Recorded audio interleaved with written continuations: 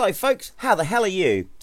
Well, as you probably already know, we are now on version 1.3.0 of Automobilista 2 by Reza Studios. Yes, over the weekend, the biggest and one of the most important updates to Automobilista 2 came in the form of version 1.3.0.0 since in patch to 0.1, and it's huge because there have been fundamental changes to the physics. There's changes to force feedback, there's changes to tyre treads, there's changes to the driveline, and most importantly the driveline and differential. Yes, Reza claim they have sorted out the problem of the sticky diff, and I made a lot of videos on this quite a while back now, as what I found was the diff wasn't quite working properly. It was opening far too late.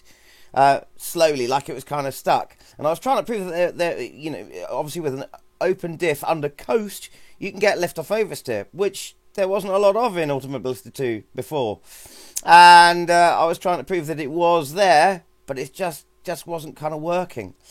So shall we see if they've now properly solved it?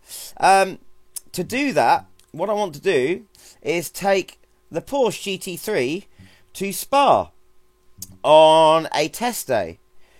However, I also want to make a bit of a comparison, and to do that I'm actually going to have to jump out of Automobilista 2 by Reza into another simulation that has also had a huge update, and that of course is Assetto Corsa Competizione by Kunos. So let's go and have a look in there. So here we are in Assetto Corsa Competizione, and we're at Spa on a test day, exactly the same as what we're going to do in Automobilista 2. It's a green track, and it's about 12 o'clock midday. What we're going to do is we're going to come in here to setups, and we're going to go straight onto the default setup. We're not even going to use one of the suggested aggressive or safe setups, just default setup. We're going to go in here, and we're going to take off all of the traction control and ABS. And we're going to make sure we've got 40 litres of fuel, and we're going to open the diff. We're going to take the preload differential all the way down to 70, because in Automobilista 2 with this car, as low as you can go with the preload is 70. So we've taken it as low as Automobilista 2 will go, and we're going to change nothing else apart from taking off all of the rear wing. Because you know what happens if you take a Porsche round Spa in Assetto Corsa with no rear wing and a very open diff? Well, just in case you've forgotten, just remind you. Oh, we are loud in here. Okay, so here we go. I've got to turn these headphones down a little bit. Okay. And out onto the track we go.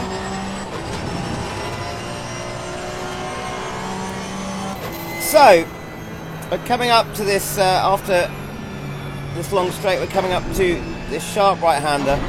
We're going to get into second gear, about 80 miles per hour, and as we go round, I'm just going to lift off.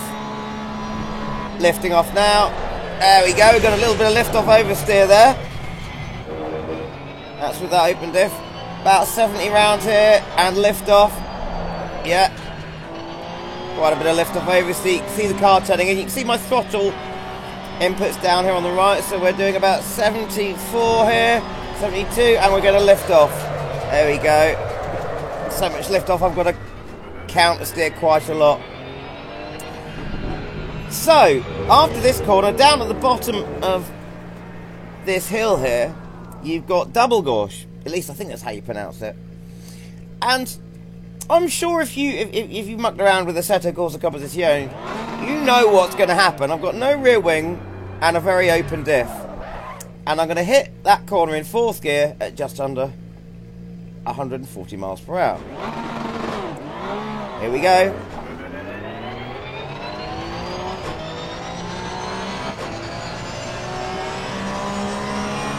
So, sorry, 130, just under 130, lifting off now. And back end stepped out so far that I had to almost counter steer full lock to get the car back on the track. And if you're used to Assetto Corsa Competizione, that won't be any surprise to you at all. Now, Automobilista 2. That's impossible in Automobilista 2, right? You know, just come off the throttle and it just carries on understeering. Or does it? Let's just pop back into Automobilista 2 for a moment.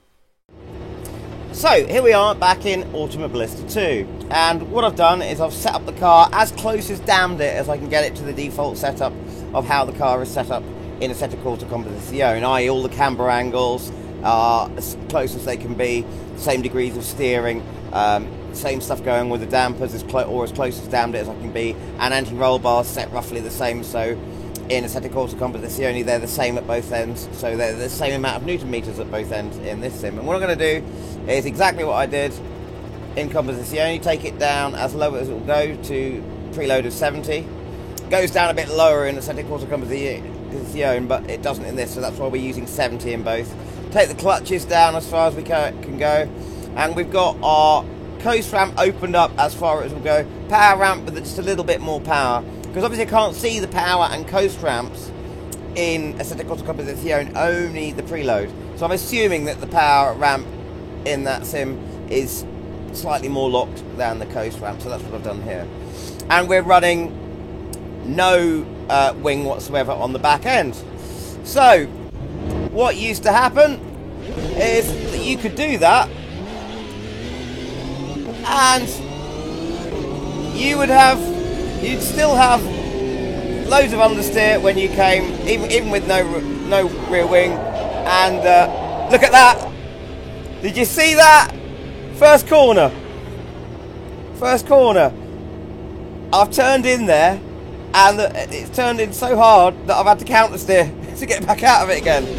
That'll be the open diff. That's nothing to do with the rear wing, because we weren't even at a speed where the aerodynamics are going to come into play. Let's see what happens if we try and get through Eau Rouge, because of course we started pretty much on Eau Rouge in ACC, but we start here at the pit lane before Eau Rouge. So let's see what happens. I'm going to come through now in 5th gear. I'm going to lift off here. Oh yeah. No jerky steering, just lifted off. You saw the pedal into it, just lifted off. So, that's different, isn't it? That never used to happen before. So, this time, I want to get down to those corners that I showed you the example of in ACC.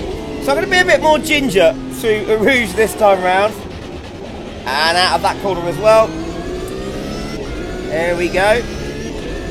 And what I'll do this time is take Eau Rouge a little bit slower, but I'll also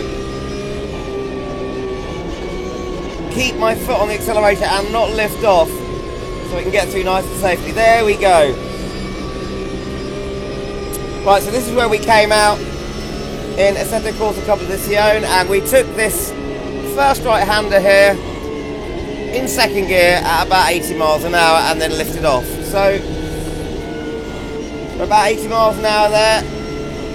Start turning in and lift off now.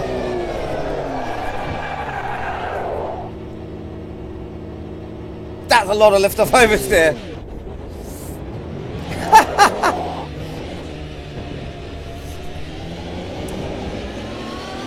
Right, we're going to get down to double gauge.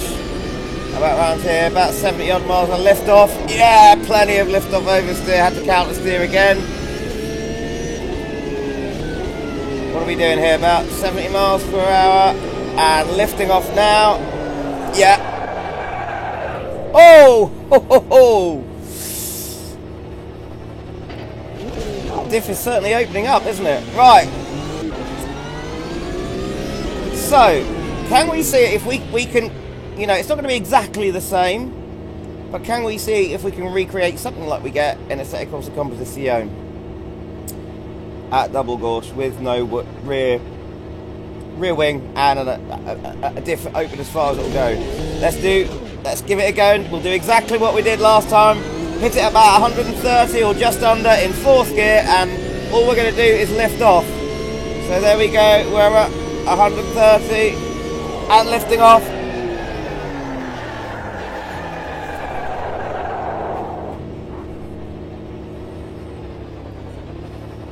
Well, let's just try that again. Try and be scientific about this, so you can see that it's not anything I'm doing. See if it will happen again. Do exactly the same thing. Isn't this brilliant?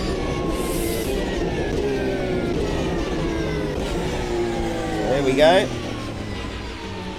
Get a long run up so we can build our speed up to 130 again.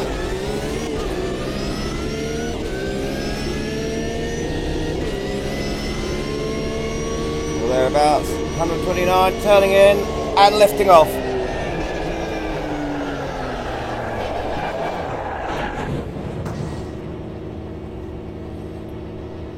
Couldn't even counter steer out of that one. So that's not yanking the car, and it's not throwing the car into the corner. That's turning in and then just lifting off just after we've started to turn in. That's all I've had to do. So have they solved the sticky diff issue? Have Reza solved the sticky diff issue? Yeah. I can very happily say I think they have. Is it ACC? Or R Factor 2 even? No. And the lift-off oversteer isn't as pronounced or as dramatic maybe. But it's a hell of a lot closer to it. And it means you can now balance the car on the throttle. And it's not just that. There is so much that has changed. It's not even just the differential. Even things have changed under preload. Like when you really ramp it up, for example. Or put loads of preload on. The effect of that is different on certain cars now. And I haven't got enough time to go into all of it. And of course there are different. I've used ACC as a comparison there. So just for example, there are differences. Like if I now went into the setup in here, and let's do that. Let's just have a look. If I went into here and took that preload all the way up to 300, which is the maximum amount of preload you can put on in a Assetto Corsa Composizione, left everything as it was and went for that corner again, back end wouldn't come out as severely, but it would come out similar to the way that it still would if I put the same setting into Assetto Corsa Composizione. However, the wings work differently, because if I do that but also take the rear wing up to its maximum amount, which is, let's see, from 0 to 10, then it's really planted. However, in Assetto Corsa Composizione, if I take the wing up to its maximum amount, which is 17, so above the increments are smaller, and really try and come up the throttle, and it will come out further than it does in this. But this sim has just got so much more sim. It's fantastic. Anyway, I hope that was an interesting comparison for you. If you like my videos, then please, if you want this channel to survive, do me a favor and hit subscribe. May seem like a small thing to do, but it enables me to make more videos for you. By hitting that button, you can help us thrive. Subscribers keep this channel alive. Don't cost nothing, don't take no time. Come on now, keep this channel alive.